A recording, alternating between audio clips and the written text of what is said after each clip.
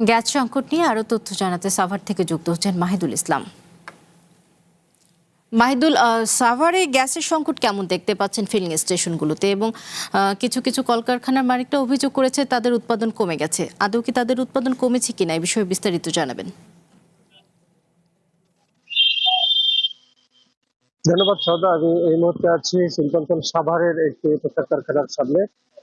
এই শিল্পাঞ্চল সাভারের বেশ কিছু আমরা সকাল থেকে ফিলিং স্টেশন আমরা ঘুরে দেখেছি। সেখানে কিন্তু দীর্ঘ সময় ধরে দীর্ঘ সারি কিন্তু যানবাহনের সারি আমরা দেখতে পেয়েছি। এছাড়া আমরা চালকদের সাথে কথা বলেছি, তারা ঘন্টার পর ঘন্টা অপেক্ষা করেও কিন্তু কাঙ্ক্ষিত গ্যাস পাচ্ছেন না। আর এদিকে বিভিন্ন শিল্প কলকারখানার মালিকের সাথে আমরা কথা বলেছি, তারা আমাদের যেমনটি জানিয়েছেন যে অতীতে যে ধরনের গ্যাস তারা যে পরিমাণ গ্যাস তারা সরবরাহ পেত, সেই পরিমাণ গ্যাস তারা বর্তমানে সরবরাহ পাচ্ছেন না।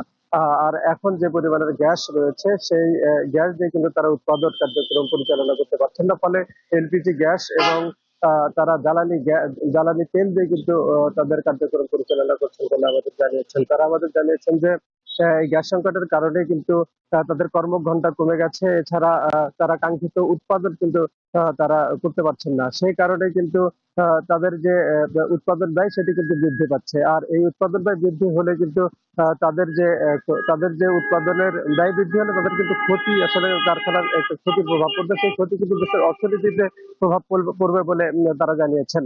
সওদা, এই ছিল শিল্পাঞ্চল সাভারের গ্যাসের সর্বশেষ পরিস্থিতি। মাহিদুল, আপনাকে ধন্যবাদ। সাভার থেকে গ্যাস সংকটের বিষয়ে সর্বশেষ তথ্য শুনছিলাম।